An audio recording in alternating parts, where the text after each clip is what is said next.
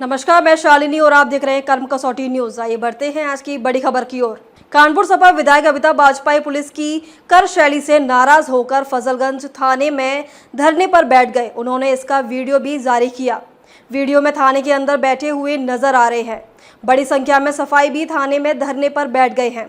Video में थाना अध्यक्ष विधायक से कह रहे हैं कि बात मान लीजिए सर। इस पर विधायक ने कहा है कि गुंडे करोगे तो करो, अब हम जमीन पर बैठ गए तो बैठ गए, लाठी मरवाओगे। विधायक ने बताया कि दर्शनपुरवा के एक परिवार में मृत्यु हो गई थी, जिसमें वह और प्रत्याशी नसीम सोलंकी इंसानियत के नाते उनके घर सांत्वना देने पहुंचे थे, जिसको पुलिस ने गिरफ्तार किया है। वह किशोर गुप्ता हमें सिर्फ घर दिखाने गया था, इतने में पुलिस उसे गिरफ्तार कर थाने ले आई। विधायक किशोर गुप्ता को छुड़ाने गए थे, लेकिन पुलिस ने विधायक की भी नहीं सुनी। विधायक के धरने पर बैठने के बाद बड़ी संख्या में सफाई थाने पहुंचे और थाने का घेराव किया। सुरक्षा की दृष्टि से भारी संख्या में पुलिस फोर्स को तैनात किया गया। वहीं सपा विधायक ने कहा है कि मेरे कार्यकर्ताओं का चलन करोगे तो मेरा भी चालान काटना पड़ेगा। यह उत्पीड़न बर्दाश्त नहीं किया जाएगा। इस सुबह दर्शनपुरवा क्षेत्र में गमी की सूचना आई। हम लोग शिष्टाचार में वहां तक गए। एक बेचारा जनता का गरीब व्यक्ति वो हम लोगों को शिष्टाचार में वहां तक लेके चला गया। पहले हम गए, हमारे जाने के प्रत्याशी हमारे उनको लेके चले गए। वो इतने अपराध पे दरोगा तुरंत जाते हैं, उनको लेकर के थाने आ जाते हैं। जब हम थाने आते हैं तो हमसे कहा जा रहा है कि ये बहुत अशिष्ट व्यक्ति है, इनको हम लोग 151 करके बंद करेंगे। उसके खिलाफ कोई तहरीर नहीं है, कोई शिकायत नहीं है, कोई पहले की नोटिस नहीं है।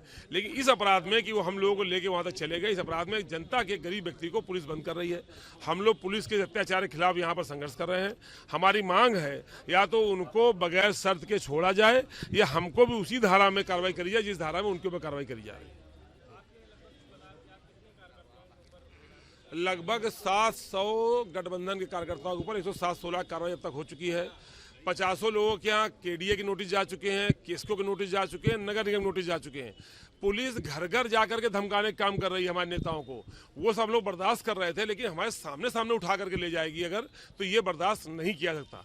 कई जगह पुलिस ने हमारे जनसंपर्क बाधित करने का प्रयास किया है, लेकिन हम लोगों ने बर्दाश्त किया है। पर अब इस हद तक बर्दाश्त नहीं करेंगे। गरीब जनता का उत्पीड़न पुलिस करेगी तो हम लोग बर्दाश्त नहीं करेंगे।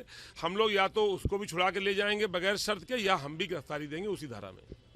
देखिए, समाजवादी पार्टी तो बूथ बूथ पर चुनाव लड़ रही है, लेकिन सरकार के इशारे पर पुलिस ही भाजपा का अगर सारा काम करेगी, पर्ची भी बांटेगी, जनसभा भी कराने की जिम्मेदारी लेगी, कार्यकर्ताओं को, विपक्ष के कार्यकर्ताओं को पकड़कर जेल भेजने की जिम्मेदारी लेगी, तो आखिर पुलिस से इतना काम सरकार क्यों करा रही है?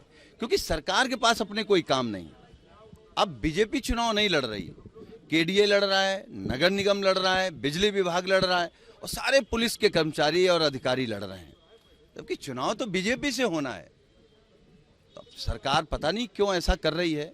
हम तो पुलिस के बड़े अधिकारियों से भी अनुरोध करेंगे कि हम लोगों को चुनाव लड़ने दें। हमारी लड़ाई पुलिस से नहीं है, हमारी लड़ाई बीजेपी से है, उनके गलत नीतियों से है। उसको लेकर के हम जनता की अदालत में हैं। जनता की अदालत जो फैसला सुना देगी वो स्वीकार है, लेकिन पुलिस का फैसला स्वीकार नहीं है। या आप निर्दोष आदमी को पुलिस पकड़ करके लाई है। हम चाहते हैं कि निर्दोष है, कोई मुकदमा है नहीं।